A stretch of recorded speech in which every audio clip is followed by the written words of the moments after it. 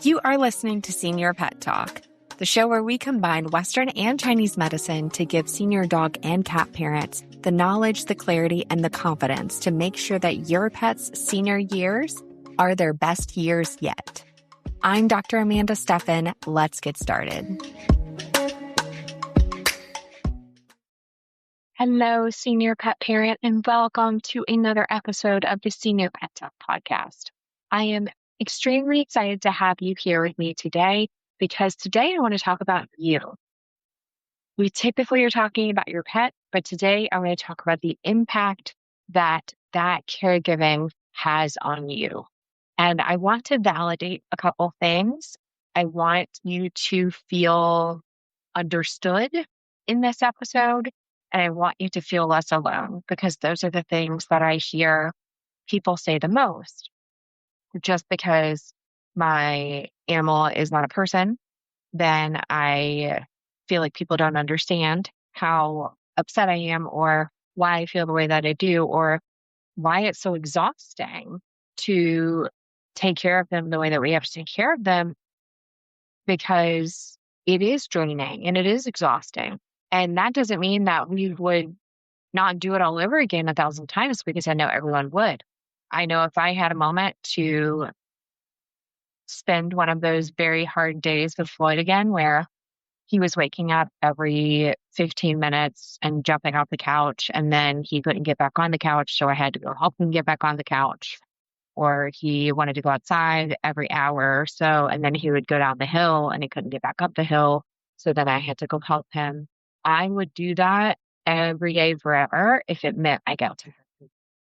So I'm not saying that we don't feel this and it's something we regret or that we don't want to have, but it also should be validated that this is really hard and what you're doing is exhausting, and it's not something that should have to be done on your own. So I just want you to feel a little validated in this podcast today, and I'm going to talk through a couple of the different names of things. I'm going to talk through a couple ways to prioritize and help on the end of this as well. Okay.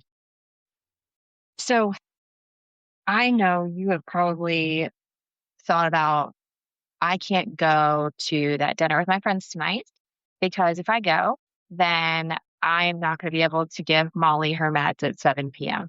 So I'm just going to cancel. I'm not going to go to that. And then one of the bigger ones is I can't go on this trip because I am afraid of leaving them alone. I just had one of my clients ask me to come do a full physical before they went on a vacation because their pet is 13. And even though he's generally healthy, you're always concerned about that, right? So that's entirely understandable. I think that we really have to think about the caregiver burden and the aspect of taking care of our pet on top of, typically having a full-time job or having a family to take care of, kids and relatives or even other older family members that we're caring for. We don't get a lot of time to really just sit and have a moment to breathe because we're always bouncing back and forth doing all these different things. And you can't tell work, oh, I can't come in today because, my pet's not feeling well, because your work is going to go okay. And I hope that changes. I do hope that changes with time. I do know there are some places that are now giving pet bereavement days after the loss of a pet. And I am so grateful for that to be coming into play. But I do think that this is something a lot of people feel like they are navigating alone. And I just want you to know that if you're listening to this podcast with all the other people listening to this podcast, if you're someone who follows me on social media or anything like that, there's 100,000 other people that are just like you, I promise. And even more than that, right? So there's there are a lot of people, everyone that I talk to on virtual consultations or my in-home clients or in my program, pretty much everyone feels the same way, where they just feel like there's a lot of burnout and stress associated with this. And it has real data behind it, right? So there was a researcher named Mary Beth Spitznagel, I believe is how you say her name. And her and some other colleagues of hers basically took something that was used in humans and facilitated it over to pet parents. And the original research that was done on this found that owners of pets with chronic or terminal illness showed measurably higher stress levels and higher symptoms of depression and anxiety than owners of healthy pets, which makes complete sense. And we know that rationally. Obviously, if our pet is sick, you're going to have more of those symptoms and more of those things that go on. I just think the big idea here is that how our pets are doing really does have a dramatic effect on our well-being and our quality of life. And we have to make sure we are leaving space for that in our lives. They looked specifically at oncology patients, and they found that more than 1/3 of caregivers were experiencing a significant level of burden at the time that they were surveyed, right? So caregiver burden has been linked to other problems like lower adherence to treatment plans, higher rates of considering euthanasia sooner, and burnout that transfers on to everyone, right? Your friends, your family, vet workers, all those types of things. So there is actually a recognized validated questionnaire now, which I urge all of you to go find this questionnaire and take it and use that information to the best of your ability to maybe get some people to help you out or to, go through some of those other things that we'll talk about at the end of this. But it's called and I do apologize, there's not a feline version yet. Cats are unfortunately kind of like the women of veterinary medicine. There's not a lot of research on them. Usually it's dogs first, then we have some cat studies, and that's not fair. And I do think a lot of times we can use some of these things across lines, but this is one where it's going to be a little difficult because we know cats and dogs show decline differently, right? So some of these assessment tools may not be as efficient for that. However, I do think this is worth for dog and cat parents to look into. It's called the Canine Caregiver Burden Assessment Tool, or CCVAT. And it is a 24-question tool that's built specifically for dog parents. I do have cat parents who do this too, and they do feel like it does a good job at measuring things like quality of life, your impact on your life, frustrations, difficulty providing care, and feeling overwhelmed. So you can find that at petcaregiverburden.com. They do have the questionnaire on there, so you should be able to take that. So a story that is newer to me and I think is very helpful for people to hear is one of my program clients, Ellie. She recently moved, and she moved with her 19-year-old cat. And when Ellie joined my program in like 6 or 7 months ago, she thought that she was going to be saying goodbye to Leo soon. She didn't even think that they would make it through the program. And here we are 6 months later, and Leo is doing better than he ever has been, in the past 2 years in his seniorhood, right? In his super seniorhood, I guess I would say. And they have been thriving. And Ellie had to move, and Leo obviously had to move too. Leo has some vision issues. He cannot see very much at all. So she is very concerned about that. But Ellie did such a good job. She was so prepared, and she moved, and she said he didn't skip a beat. He's eating, he's wandering around the new place, he's figuring out where everything is that he wants to do. He's doing so well. And he's sleeping through the night, like he's doing all the right things, right? Well, the other side of this is Ellie is sick now, not in like a terminal way. She's just got a cough and some other things that are going on with her. And she said, look, I don't care if I'm okay or not. He's okay. And that's what matters. Like, I'll figure it out. And if that is not what every single one of us does, right? We all just go, as long as they're taken care of, I will figure it out. But what I reminded her and what I'm going to remind you is that you cannot pour from an empty cup. And also our pets sense when we're stressed. So we do have to try and make sure we are taking care of ourselves in all of this so that we are able to take care of them better, right? So I love that Leo is doing well, but one of the things that we talked about in our last meeting was I want Ellie to focus on taking care of herself and taking a moment for herself and all of this, right? And one of the other main points that I do want to touch on with this is things with dogs and cats, like Leo and Ellie. The things that we would look for in Leo would be him, staying awake all night, him wandering around the house, yowling, him hiding in the closet, him not eating, those types of things. Cats tend to do more of this like hidden, anxious type of thing because they're going to mask illness so well.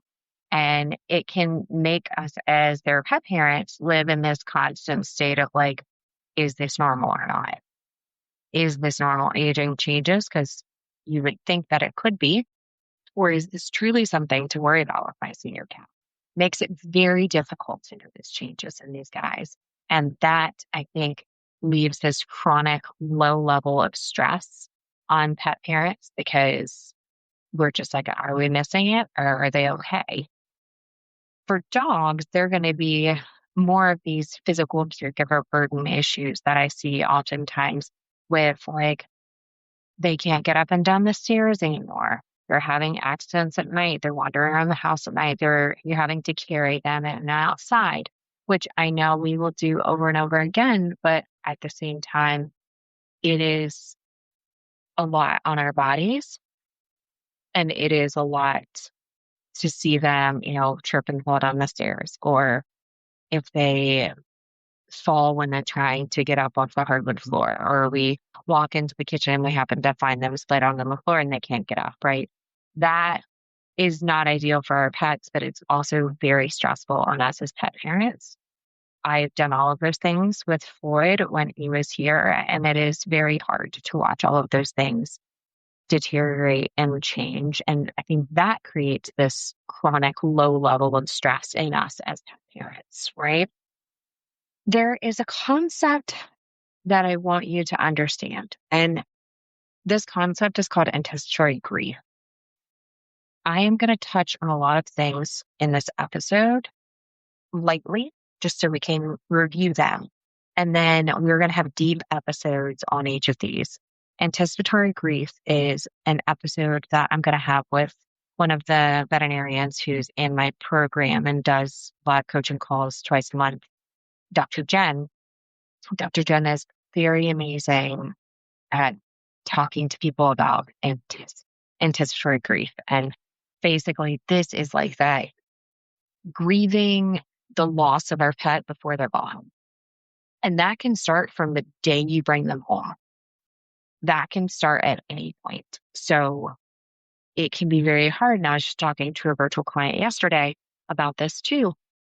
We just look at them and we want to go, just live in this moment, just pet them and just appreciate them being here right now.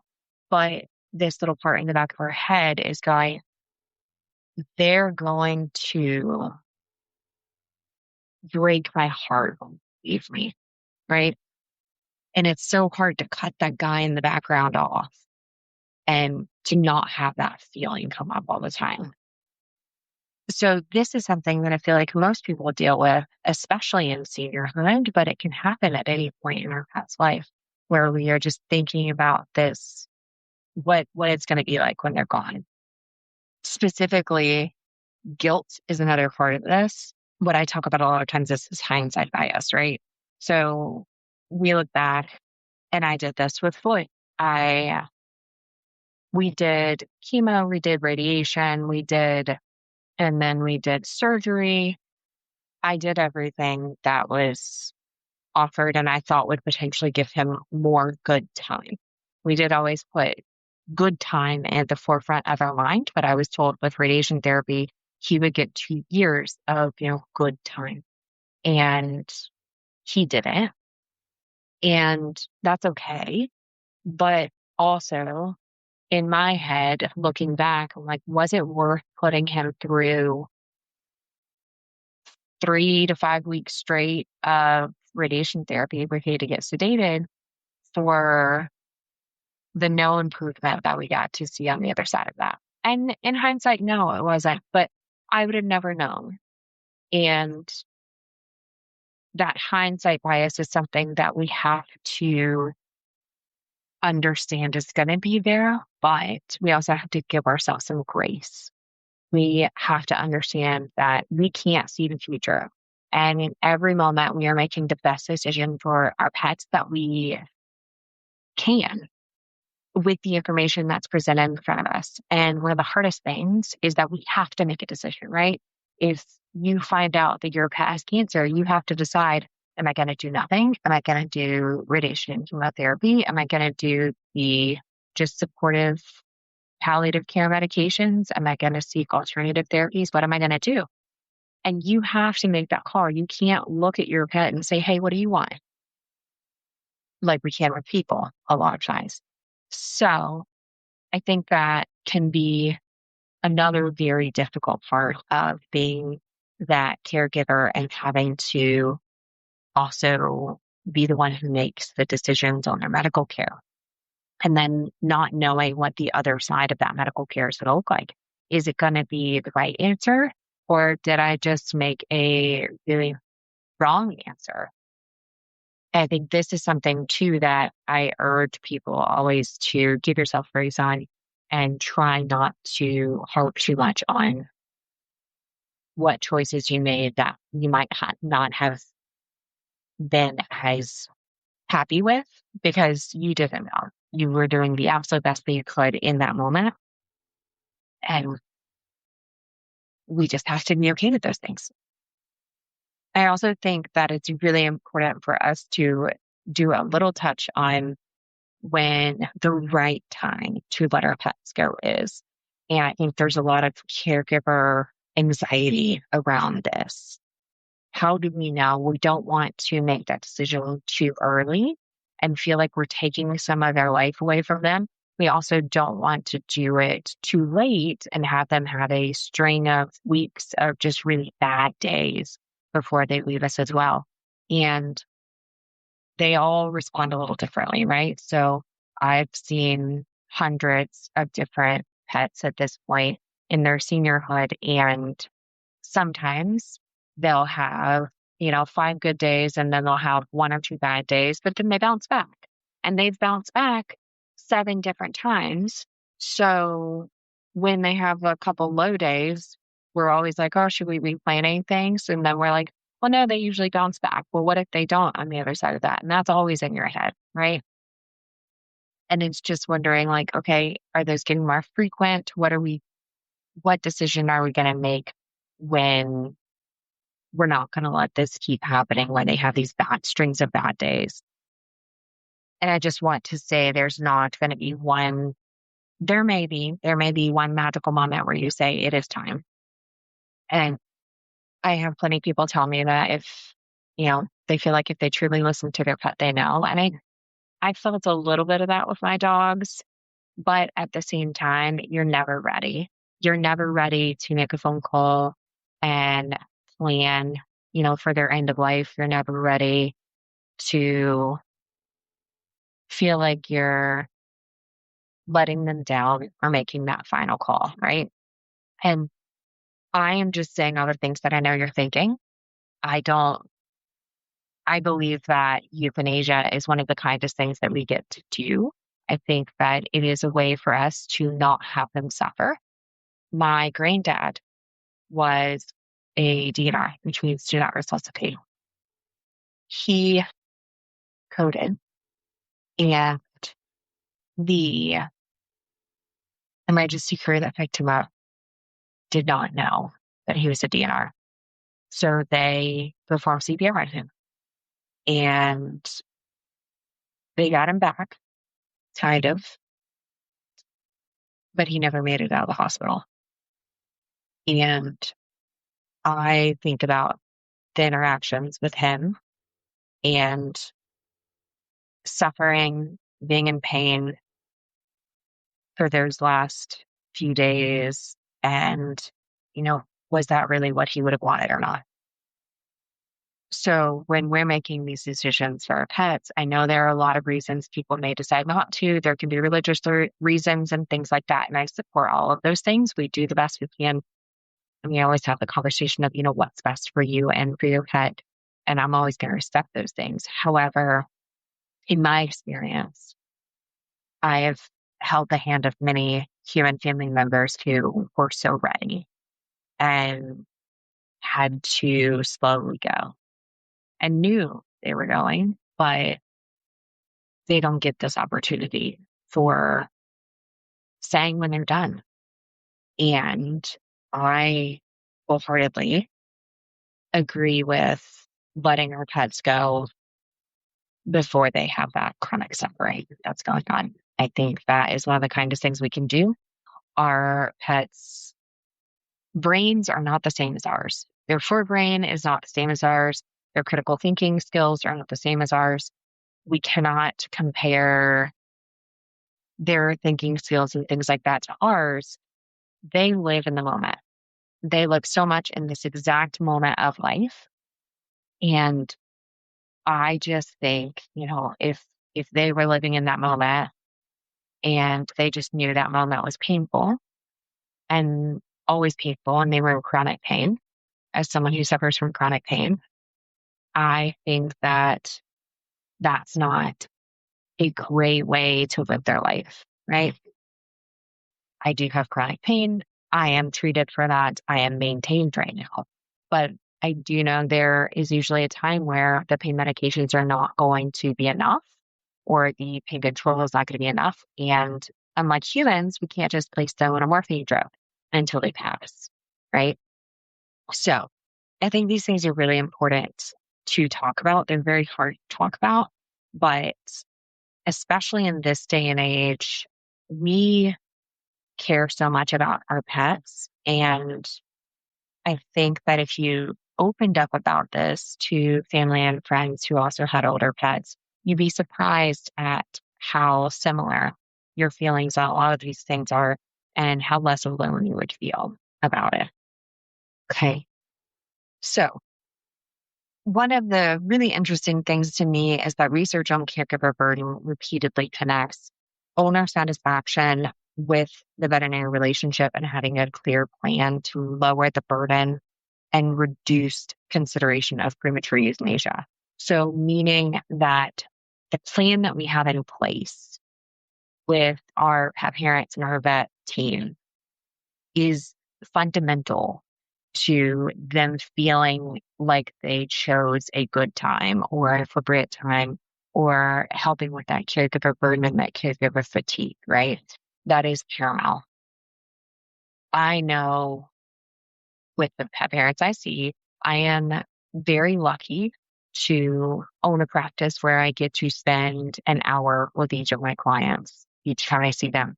And I see them every 2 to 4 weeks. So those pets are getting checkups with me monthly, typically as seniors. And I see 15-year-old dogs, a lot of them. I see 19-year-old cats, quite a few of them as well.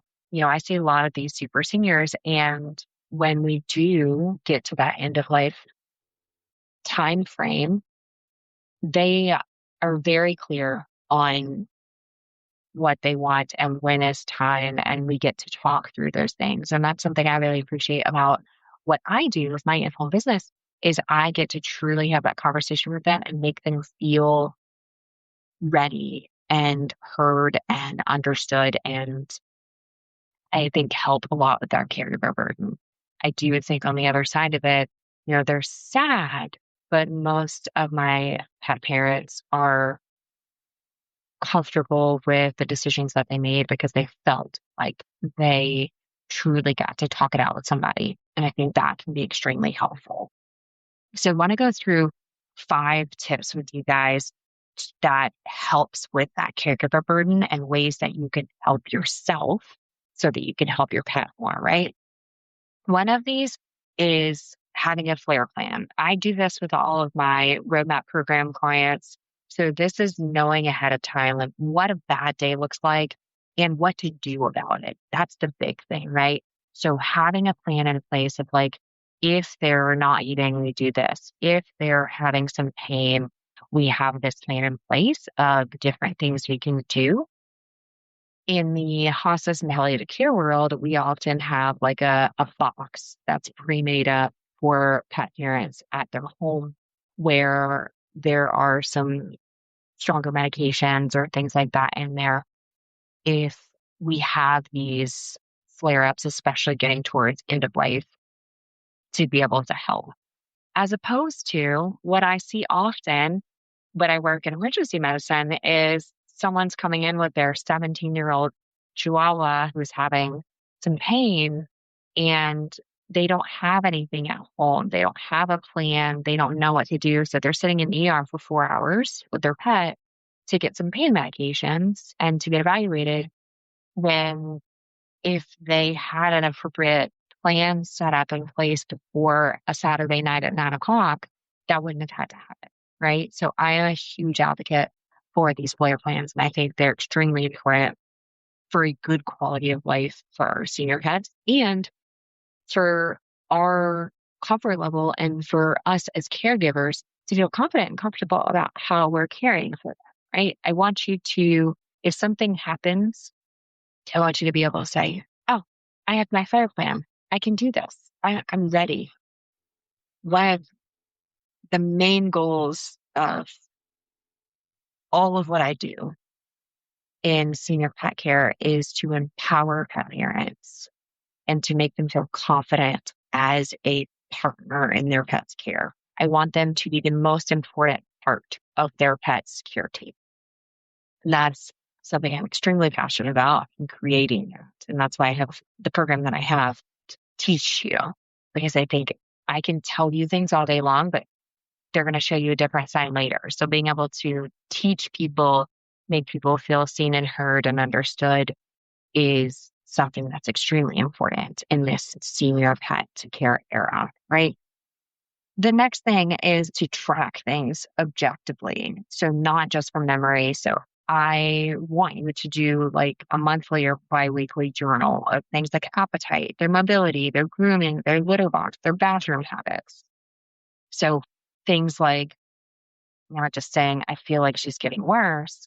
And then, you have 2 people in the room and one partner says, well, I don't know, she ate last week. And the other one's like, no, she wasn't eating as well last week. I want you to write those things down so that you can come in and you can say, no, I know, a week ago, she was not eating all of her food and she did, she left this much in her bowl. She was leaving half of her food in her bowl or something like that. And then, maybe she didn't go to the litter box. So she usually pees 3 times a day and she only peed once that day. Or she usually poops every other day and she has been pooping every like 3rd day.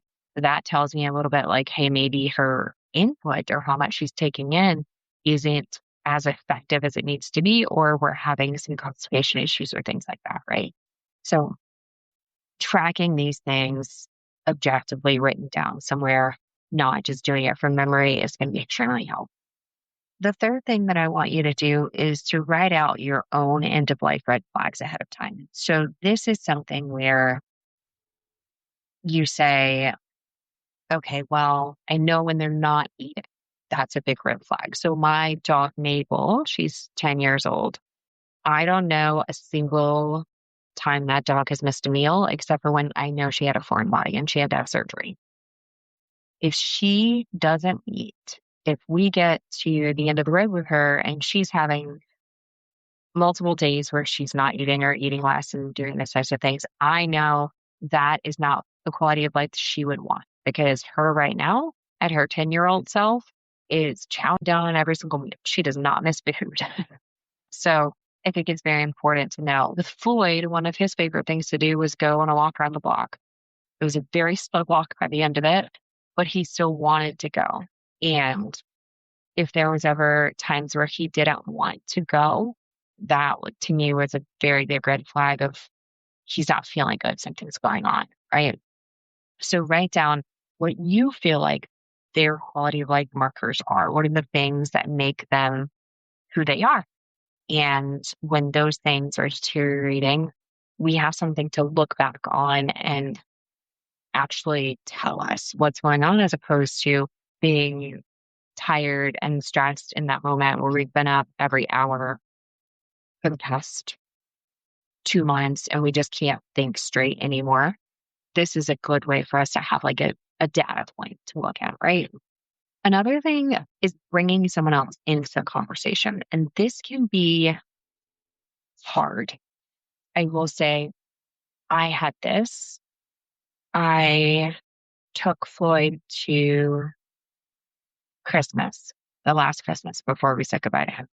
And my mom, I distinctly remember, she said, he doesn't look good. And that hurt. It did. And she meant it in the nicest way, I know that. But at the same time, it did make me take a step back and say, ugh, maybe, I mean, he was tripping up the stairs. He had lost a lot of muscle mass. He was having a lot of problems. And to her, who only sees him twice a year, that wasn't the dog that she knew. And she was right. But someone that you trust and that you know is going to give you the truth, but in the kindest way, bringing them into that conversation can be really helpful. And sometimes it's more helpful if it's someone who only sees them every 2 weeks to once a month, so they can tell you truly what they've noticed over that time frame, right? So making sure that you have someone you trust to bring into that conversation can be really helpful for you. Okay.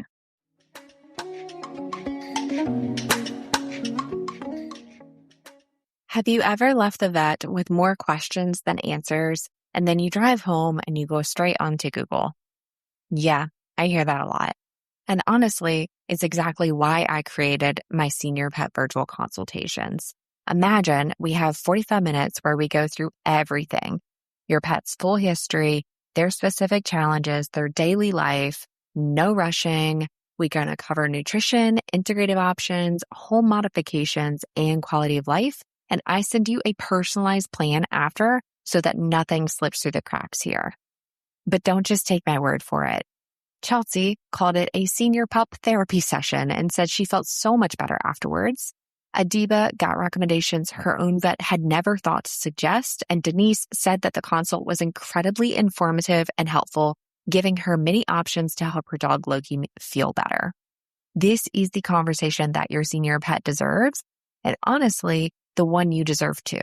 The link is in the description. I'd love to help you.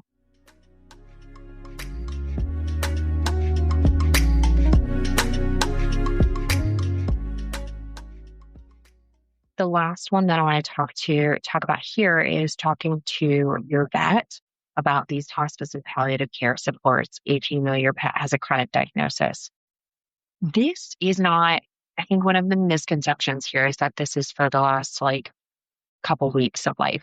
And that's not what hospice and palliative care is. Hospice and palliative care can be for 2 years of their life. Anytime we get this chronic diagnosis, it can be as simple as arthritis, it can be a cancer, it can be an endocrine disease like Cushing's or pituitary tumors or anything like that. Anytime we get these chronic disease diagnoses, I think it's very important to start having the conversation with your vet about, okay, what are the markers that I should look for in this disease to tell me that it's getting worse? And then we can start to talk a little bit more about what is that going to look like on the other side for me? And also as the caregiver, you have to decide whether these are things that you can handle, right? If I have a client, they are in their 80s and they have a German Shepherd. The woman has had surgery on her back multiple times. So when we're talking about this dog, if she were to become paralyzed or something like that, that is not something that they can handle. And that is something we have to be really realistic about, right? If you're not going to be able to care for them, it's not fair to you or to them to try and proceed with these things, right? And I think that's a really hard thing, but are there modifications that we can do? Are there other things we can do to help them, right? So being able to talk openly with your vet, I think, is one of the most amazing and underrated things to be able to do. So asking, what does progression of this disease look like? What are things I need to look out for? Maybe what are things I can do to change up my house to better care for them given these scenarios? What are things that I can manage? What are some things that I can add in to do to help them? That's also going to help loosen your load when it comes to this caregiver component of things. So if this is a heavy episode, and I appreciate you staying in here with me. We talked about a lot of things. We talked about anticipatory grief. We talked about guilt. We talked about that caregiver burden itself. We talked about the different aspects of the hindsight bias and, just being able to feel like we are doing a good job, but also not burn ourselves out. So I think it's really important. I'm going to round this off by giving you a couple of things to do for yourself. And I really want you to take this to heart. Okay. Take a 10-minute walk to yourself. It's not that much. Just to yourself. Take a 10-minute walk to think about things. Don't put headphones in. Don't talk to anyone on the phone. Just like 10 minutes by yourself. Take lots of videos and pictures and just try your best. Set up your phone in the corner. Be quote unquote fringy. I don't care. Set up your phone in the corner and just record you guys sitting on the couch together and be in that moment. And that way you can know, well, I have this video, so I can just truly exist in this moment with my pet, right? Asking someone for help. We are such a society, especially in the US, where we say we can do it all on our own. And I always like to say, but you don't have to. That's the thing. Just because you can doesn't mean you have to. So ask a partner for help. Ask a neighbor for help. I promise you, there are so many people around you who truly want to help you. Maybe you ask a friend, say, look, he stays up all night or he wakes up multiple hours throughout the night. I know that's a lot, but are you able to watch him for a night and get up with him and have the expectation you're going to get up with him so I can go stay in a hotel for a night and sleep for the night? That is not you pushing something off on somebody. That's you allowing someone to help you so that you can fill your cup up and be a better pet parent, right? So just taking those moments to truly try and refill your cup. And sit down and have your coffee and drink your whole coffee while it's hot. Truly just try and take some small tidbit moments and truly rest and revitalize yourself and make some lists and make sure you know what your cutoffs are. Make sure you know when you need some help. It's okay to ask for help. Okay. When Floyd was deteriorating, I was pregnant and I wasn't sleeping great, and he wasn't sleeping great. So every hour we were up. If I would say, like, I was up every 2 hours with him to take him out and go to the bathroom. And then every other hour, I was up for me to have to go to the bathroom. And with him, he would go outside and he would wander down the hill in the backyard. And then I'd have to go down there and get him at like 3 o'clock in the morning. And after my daughter was born, he liked to be on the couch, and I'm always going to let him be on the couch. But he had a hard time getting onto the couch. So I'm trying to take care of my daughter. And every 15 minutes, he would get up and get off the couch and then take a couple laps around the living room. And then want to get back on the couch. So I put my daughter down and I would go over and I would help him back up on the couch. And again, I would do that every day for the rest of my life if it meant I get to have him there with me. So I don't regret those times.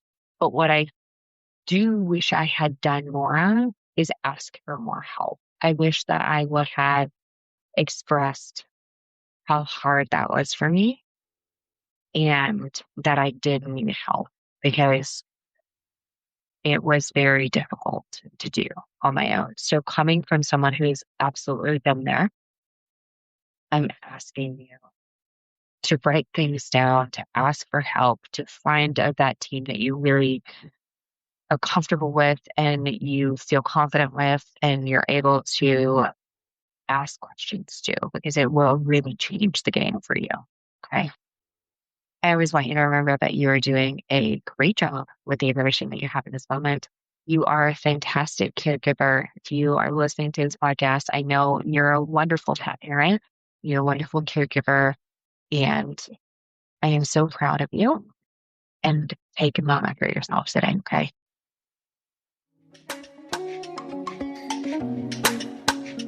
That's it for today. If this episode helped you, please leave a review or rate this podcast so we can get the word out to more pet parents who need to hear that they are doing a good job. And if you're interested in working more with me, you can find me on social media or at seniorpetconnection.com, because we all need to stay connected. Remember that you are doing a great job with the information that you have in this moment, and I am just here to give you more of it. See you next week.